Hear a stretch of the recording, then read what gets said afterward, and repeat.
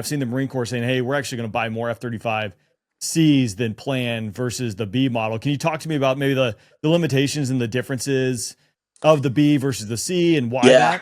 that? Yeah, and listen, you're not gonna hear me shy away from any of the criticisms about any of those things. I mean, I lived that stuff too. You asked early on, F-16 or F-18. Nobody gets into the F-16 and wishes they had a canopy bow like they did in the Right. Hornet. Yeah. That thing is awesome, and, obviously, even, the Raptor doesn't have a canopy bow, which is great. Still, the view in the Raptor is not as good as the view in the Yeah. F-16. There's nothing like that. There's just you know it better than anyone. That said, you're thinking about the F-35, the different variants, the B and the C. Obviously, the F-35 across the board, all three variants are much more similar than they are different. They're pretty much identical in terms of capability. Couple variations, but the B definitely had some. I wouldn't even call them limitations, but they had some very specific requirements that forced a couple things onto the airplane itself. One, like, so I know the Marines operating off the boat in the Hornet up until a certain point, but that went away. Yeah. And now, obviously, we got the F-35B operating off that. But then also, it seems like the Marines are pivoting to the F-35C, buying more variants of F-35C. It's kind of going back to that traditional, I guess, naval aviation, Yeah. if I That, correctly. So, yeah, yeah, let's man. unpack that just a little bit, like what the evolution of that cycle is and why why is that? Because you got a unique perspective being one of the first F-35B guys. Yeah, and that's our roots, man. We call it TAC air integration, but that's naval aviation. In our core is Navy Marine pilots fly off ships, and we really have, forever, since carrier aviation was really a big thing. When I got into the fleet back in the late '90s, started flying Hornets.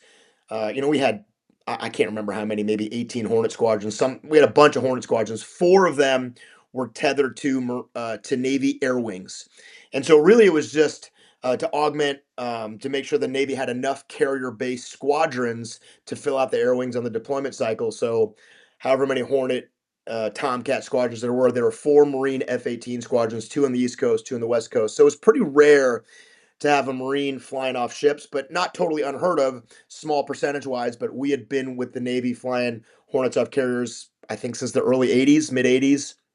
And that continued up until just a couple years ago when the last Hornet Squadron did its last deployment. I think it was VMFE 323 just a couple years back.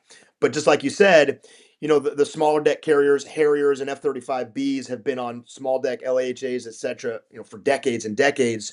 But the Marine Corps has F-35Cs now, which is the naval variant, the carrier-based CV variant, and has two full-up squadrons and will be more to integrate into big deck carrier aviation. We have two squadrons that are in the full-up workup cycle right now, which is awesome. So the Marine Corps, that's part of naval aviation. We love flying with the Navy. We love being part of that, and we love having the best squadron on the boat, which is pretty cool.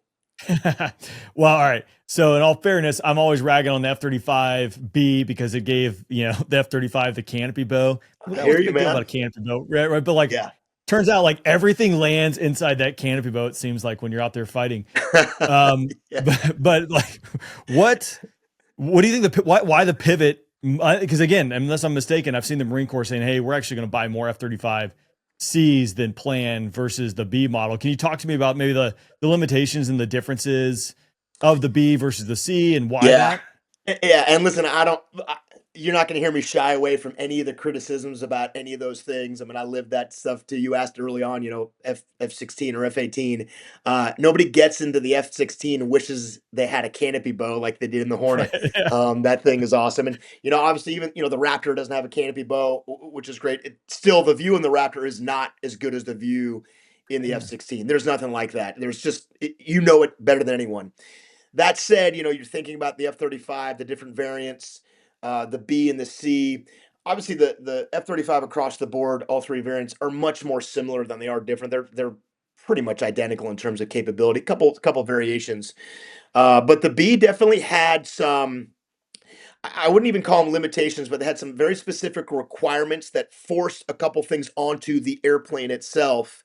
If you take the B and the C, the two variants that the Marine Corps flies, and you put them side by side, certainly on paper, you get some great advantage with the C.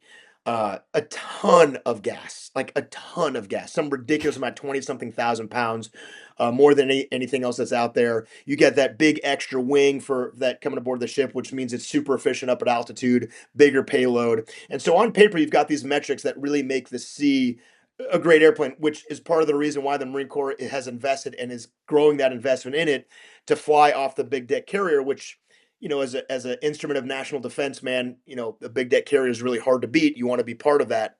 The B, and I'm not parochial, I'm not like parochial to the B.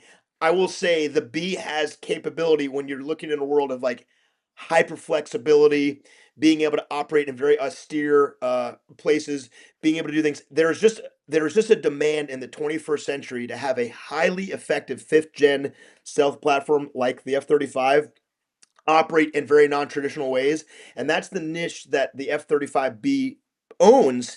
And you don't want to measure like, oh, one jet's got more gas, it's got more payload. All true. It's where that thing can operate. So there are some offsettings to that, and I am a believer in all of the F-35s in general. But the thing that makes the B unique, there's pros and cons to that. I experienced that. I live that.